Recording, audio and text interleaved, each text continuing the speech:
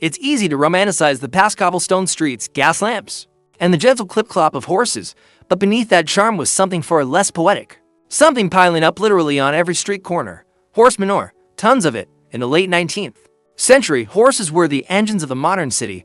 They hauled wagons, pulled carriages, delivered goods, and powered public transport. In New York City alone, there were over 100,000 working horses by the 1890s, and each one produced between 15 to 35 pounds of manure per day. Multiply that by the number of horses, and the math gets horrifying. Over 3 million pounds of manure every single day just in one city. But it wasn't just New York. London, Paris, Chicago, and dozens of growing cities faced the same issue. The industrial age had begun, but transport still ran on hay and hooves, and the waste was becoming unmanageable.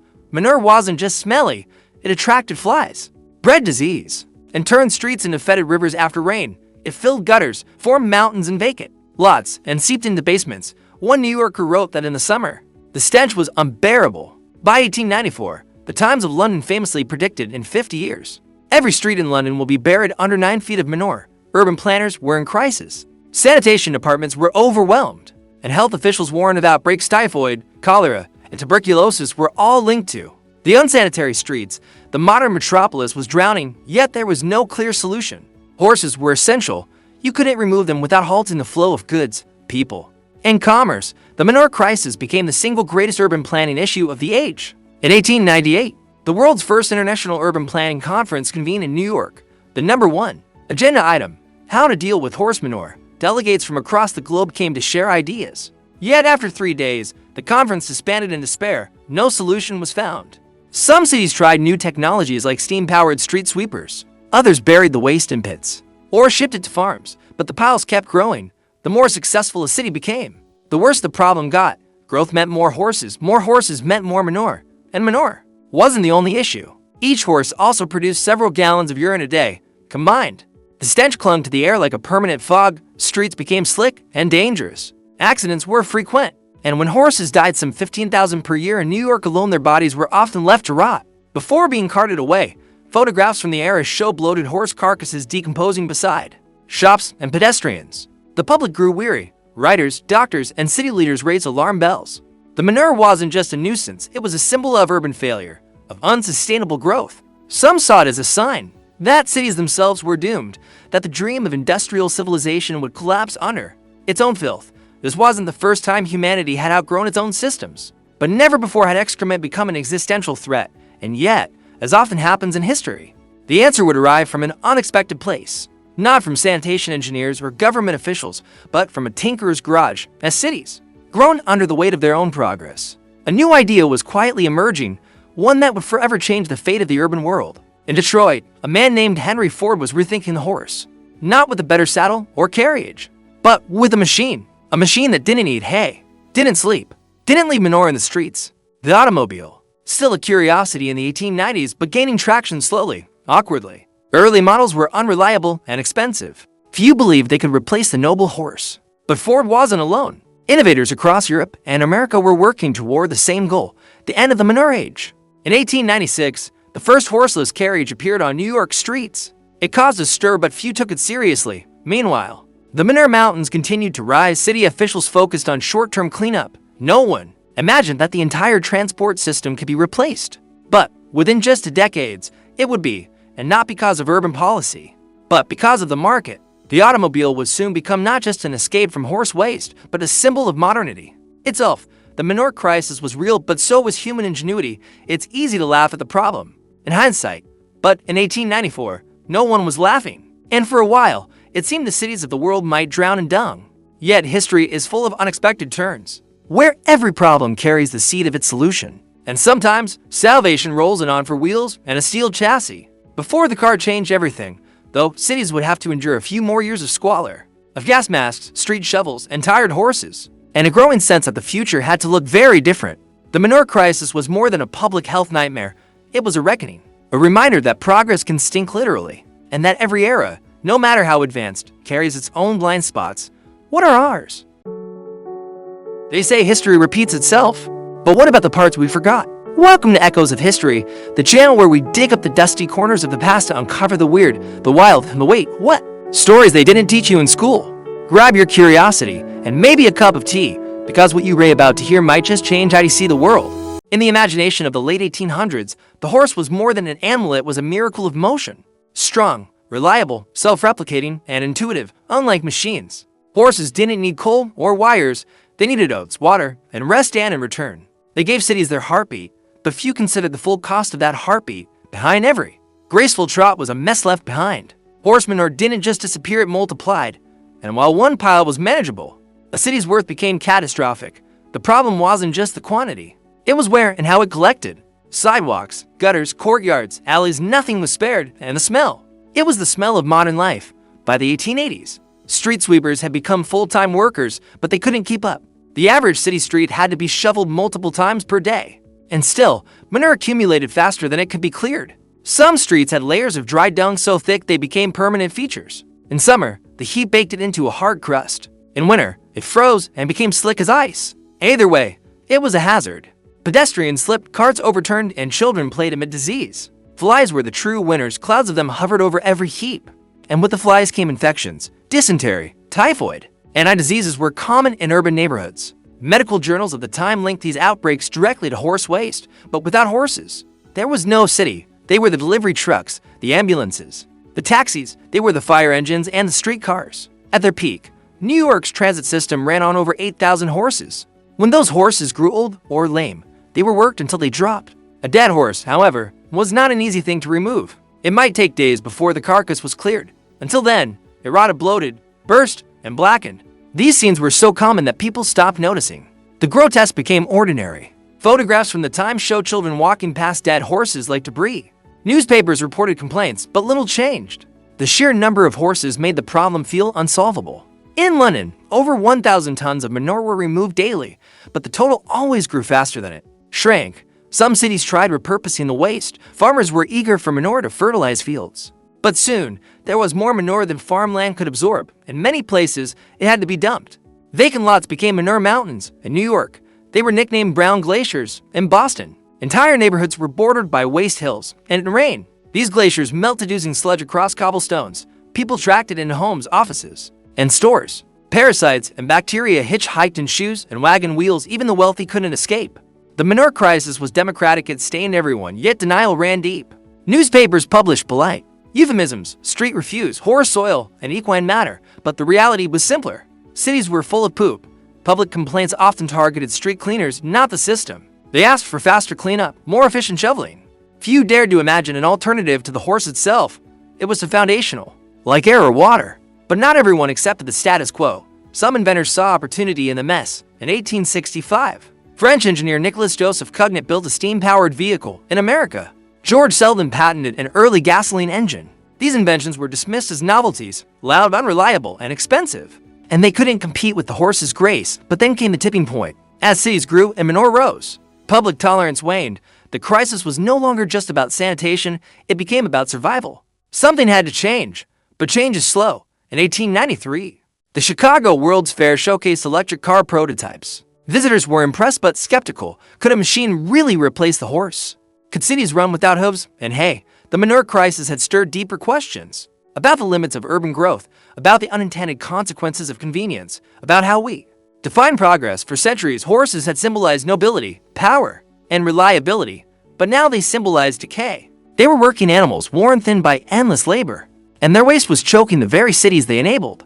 The system was collapsing under its own weight, literally. Still, most officials hoped for reform, not replacement. Better stables, cleaner streets, more workers, but the crisis couldn't be solved with brooms. It needed a revolution in thinking, one that saw technology not just as novelty, but as necessity. The manure crisis was, in its own way, a catalyst for industry, for invention, for the modern world. The horse had carried us this far, but the road ahead would be paved in something new: rubber, steel, and gasoline. By 1894, the crisis reached its foul crescendo. The Times of London predicted that within 50 years, the streets would be buried 9 feet deep in manure. In New York, sanitation officials admitted defeat. We are facing a situation of unparalleled difficulty. One wrote, cities were quite literally drowning in dung. People feared that urban life might become unsustainable. The manure problem wasn't just inconvenient, it was existential. But while the public panicked, a quiet transformation was already underway. The horse, once irreplaceable, had begun to meet its match. Not in another animal, but in an engine. In 1886, Carl Benz introduced the first practical gasoline-powered car. It was modest, shaky, and odd-looking, but it didn't leave Manure behind. In America, inventors like Charles and Frank Doria refined the idea. By 1893, they tested the first gasoline-powered vehicle on American streets. It worked slowly. Eyes began to turn toward this strange alternative. It was loud, yes, and finicky but clean. No hooves, no stables, no street-side carcasses, just metal, motion, and promise still. Most people clung to their horses, not out of love, but out of habit. They trusted the known even as it crumbled underfoot. Meanwhile, the first electric streetcars had already begun operating. In 1888, Richmond, Virginia, replaced its horse-drawn trolleys with electric ones. The result was astonishing. No manure, no flies, no sick horses collapsing mid-route. Other cities followed suit. In Chicago, Boston, and San Francisco, the electric trolley replaced entire fleets of horses. Urban planners took notice. A horse-free street suddenly seemed imaginable. But personal transportation remained the final frontier. In 1900, New York still had over 100,000 working horses, their waste blanketed the city in a thick, clinging filth. And yet, the automobile hovered in the background, unproven but intriguing. It needed a champion, someone who could take it from novelty to necessity. Enter Henry Ford. In 1903, he founded the Ford Motor Company. He believed the car should not be a luxury toy. It should be affordable, durable, and made for the working class. In 1908, he released the Model T. It changed everything. It was cheap enough for many to buy, reliable enough to run on rough roads, and it required no shovel. The age of manure was ending. The Model T didn't just replace the horse, it redefined transportation for the first time. People could travel far without feeding or grooming. Cities began to reorient themselves. Gas stations replaced stables, mechanics replaced blacksmiths. Roads were paved not for hooves but for wheels. The automobile became more than a machine. It became a symbol of freedom, cleanliness, and modernity. Horse-drawn carts, once the pride of the streets, became nostalgic relics. Yet even as the automobile rose, the crisis left its mark. The manure crisis had shown how innovation can lag behind need. For decades, people endured filth because they couldn't imagine an alternative. They shoveled harder instead of thinking differently. In that way, it was a cautionary tale about what happens when we accept a failing system too long, when the cost of tradition outweighs its value.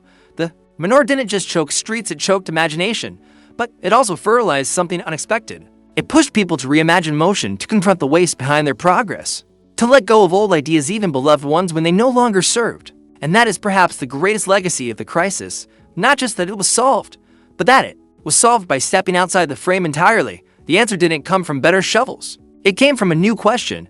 What if we didn't need to shovel at all? And with that question, the future began to arrive. Slowly at first, then all at once. In the span of a few decades, horses went from essential to ornamental, from powering cities to pulling carriages in parks. They remained loved but no longer needed. And in their absence, cities changed. The air grew clearer. The flies thinned. The sidewalks were finally walkable. Children played without dodging waste. People forgot what life used to smell like. The manure heaps disappeared like melting snow. And yet, if you know where to look, echoes remain. In alleyways once filled with carts, in the word horsepower stamped on modern engines, in our memories of carriages, cobblestones, and clattering hoofs. But most of all, in the lesson it left behind, that progress is not always clean.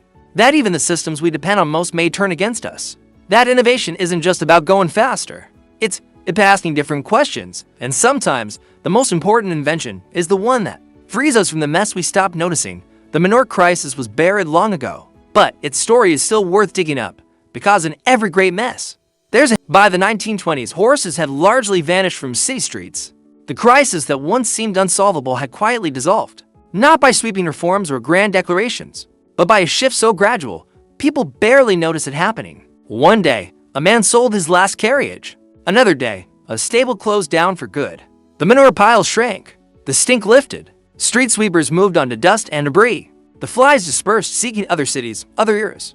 And the horse, once the heartbeat of urban life, became a memory in Central Park. They pulled tourists instead of trolleys and books. They were symbols of simpler times, but the story was never simple. The crisis had exposed something uncomfortable, that progress can be beautiful but also blinding. We tend to see what works today and assume it will work tomorrow. We normalize problems because they're shared, and we tolerate discomfort if it arrives gradually. Cities had lived with manure for decades. People had grown used to stepping around waste, wearing masks of politeness. But a familiar crisis is still a crisis. The danger lay not just in the waste, but in the belief that it was inevitable, that the price of movement was always going to be filth. It wasn't. It just took courage to question the foundation of everything. The manure crisis teaches us about thresholds, how long people endure a problem before imagining a world beyond it, and how quickly things can change once that threshold is crossed. In retrospect, the invention of the car seems obvious, but at the time, it was absurd. A noisy, unreliable contraption with no gas stations, no paved roads, no trust. Most innovations begin this way and loved and misunderstood, and the systems they replace don't go quietly. The horse didn't give up the street without resistance. Horse breeders, carriage makers, and stable hands resisted the change. They feared a world where their craft was obsolete, and they were right to be afraid. The automobile was not just a machine, it was a shift in power, and like all shifts, it came with casualties. Entire professions disappeared, cities reshaped themselves around the car, for better and worse. But in the end, the future didn't ask for permission, it simply arrived, tires turning. Where hooves once thundered, the manure faded, but the lesson endured. That crises are often catalysts in disguise. That the problems which overwhelm us may point the way forward, but only if we stop trying to manage the mess and start questioning why it's there. The horse manure crisis didn't end because cities became better at cleaning, it ended because someone asked, what if we didn't need horses? That one question transformed the world. Not instantly, but irreversibly. And today, we face new crises of pollution, congestion, climate. Some of them smell less, but cut deeper. We pave over problems and hope they stay buried. But they don't. They ferment in the background until we notice again, until we're forced to. Imagine something different, just like in 1894. Just like when cities were drowning, not in water, but in what they had grown used to. Every city, every era, has its manure. Something so common, so expected, we stop seeing it. We build our lives around it. We defend it. We call it tradition. Until the smell becomes too strong to ignore. Until the weight becomes too heavy to carry. And only then do we begin to wonder, what else could be possible? That wondering is where change begins. Not with blueprints or policies, but with a shift in vision. The kind that dares to see a clean street where filth once reigned. The kind that trades horses for engines, or fossil fuels for something quieter, cleaner, kinder. The manure crisis didn't give us a perfect world, but it gave us proof that even entrenched systems can collapse. That even the worst problems can be solved when people stop settling. And that the past, no matter how odorous, can fertilize something better. We are never as stuck as we think. Even when the street seems buried, even when every step is weighed down by yesterday's waste, there's always a way forward. Sometimes it takes a little engine, sometimes a loud idea, sometimes just one question asked by the right person. Today, few people remember the crisis. It's a historical footnote overshadowed by wars and inventions. But for those who lived through it, it was a daily battle, a quiet war against waste. And like all great struggles, it asked for imagination more than effort. When cities changed, they didn't just become cleaner, they became possible again, livable again, and it all started with the willingness to say, this can't go on. That sentence is where every real solution begins, not with denial, not with ignorance, but with refusal and the courage to imagine something new. The automobile solved the manure problem, but brought its own shadows. Streets were cleaner, but air was now filled with exhaust. The stench changed from organic to chemical. We had traded piles of waste for invisible clouds. Horses were slow, but silent. Cars were faster and louder. Cities became noisier, wider, more dangerous. Pedestrians, once rulers of the road, became second-class citizens. Sidewalks grew, crosswalks appeared, and fences divided motion from rest. The age of the automobile was here. It brought freedom and speed, but also accidents and isolation. Communities once built around walking became scattered. Shops moved to the suburbs. Neighborhoods gave way to highways. Public space shrank as cars demanded more room. With that expansion came sprawl, longer commutes, lost hours, more roads, more fuel, more everything. Progress doesn't come free. It simply shifts the price tag. In 1894, the price was manure. In 1994, it was smog and traffic. Today, it's carbon, heat, and climate. We solved one problem, then spent a century wrestling the solution. The car saved the city, then remade it in its own image. But we didn't always question what was lost. The silence of hoofbeats, the closeness of slow travel, the rhythm of streets designed for people, not machines. Now, we're beginning to ask again, could we have done it differently? What if we had embraced electric trolleys instead, or invested in walking and cycling? What if the future had turned not towards speed, but simplicity? These aren't regrets, they're reflections. Every era makes its trade-offs. The manure crisis was urgent, the response was hasty. No one imagined the long-term impact of a motorized world. We were just desperate to escape the smell, and that desperation made us blind.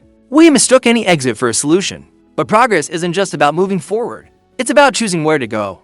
The history of cities is the history of those choices. We paved over our mistakes, literally. Asphalt covered the dirt, the dung, and the memory, but under the smooth roads lie stories of people who thought their problems were permanent, of solutions that came from the fringes. of resistance, then acceptance, and finally, transformation. The manure crisis reminds us that cities are fragile ecosystems. One variable like the number of horses can unravel everything. Today, our horses have been replaced by algorithms, delivery trucks, ride shares, self-driving dreams, but the math is the same. Too many moving things in one place will always create pressure, and every solution will create its own shadows. So we must ask, what kind of future are we building? Now, are we solving for convenience or community, for speed or sustainability, for profit or peace?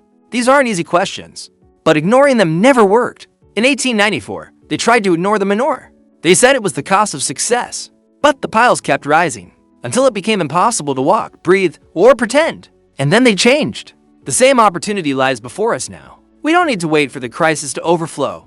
We can act before the streets are buried, before the skies are choked, before the silence becomes smothered by engines and noise. The past whispers if we're willing to listen. It tells us no problem is forever, and no solution is perfect. The manure disappeared, but so did many things we didn't mean to lose. Still, we learned, we adapted, and we can again. If we look closely, every city has signals, not just in what's broken, but in what's possible. The horse manure was a problem, but it also pointed to what mattered, how we move, live, and share space, and what we're willing to accept as normal. That's the true lesson, that we always have a choice, even when it feels like we don't, even when we're knee-deep in a mess, even when tradition says, this is the way it's always been. Some of the best ideas begin in the dirtiest places, and from the deepest ruts, we often find our clearest direction, not by running away from the past, but by learning from its weight. Every hoofprint left a mark, and in those marks, we find maps. Maps not just of where we were, but where we might yet go. In the quiet corners of old cities, you can still hear it. The echo of hooves on cobblestone, the creak of wooden wheels, the low snort of a horse waiting at a gaslight corner. These sounds are gone now, but they shaped everything. The roads we walk, the widths of our streets, even the distance between curbs. Much of modern urban design was born in that messy, chaotic era. An era when the city pulsed to the rhythm of living engines, horses for all their inconvenience. Were living beings. They had moods, limits, personalities. They reminded us daily of care and consequence. You couldn't just start a horse, you had to tend it, feed it, water it, rest it. The city had to account for that fragility, but then we replaced it with steel. And in doing so, we built systems without limits.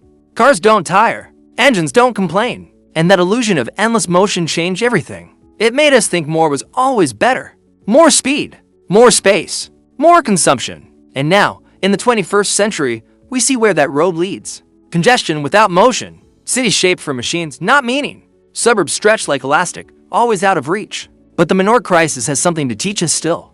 It shows that even overwhelming problems can dissolve overnight if the incentive is clear. That change, no matter how radical, can happen faster than we imagine. That yesterday's unsolvable mess can become today's forgotten. Footnote, in the end, history isn't just about the past, it's about the path we didn't take. The moments we were forced to evolve. The limits that demanded innovation. The Great Horse Manure Crisis was one such moment. It forced a reimagining of everything. It invited madness and brilliance in equal measure. It showed that systems can and must adapt. But it also shows us how short our memories can be. For few people remember the crisis now. Fewer still ask what we lost in solving it, or what we might gain in remembering it. This isn't about nostalgia for horses, or a wish to go backward. It's about listening to the stories buried under asphalt. Because every street has layers. Stories of struggle, stories of change, stories of unintended consequence. If we don't unearth them, we repeat them. The manure crisis wasn't the first urban disaster, and it won't be the last. But it shows us a truth we forget. No city is too big to change. No system too entrenched to evolve. No problem too messy to be solved if we dare to imagine. The solution didn't come from tradition. It came from disruption, from bold, risky thinking, from asking the unaskable. What if we did it all differently? We're at a similar crossroads today. Choked not by dung, but by data. Not by stench, but by stress. Not by hooves, but by algorithms. Our cities are smart, but are they kind? Efficient, but are they livable? Fast, but are they human? What crisis are we ignoring now, just because it's invisible?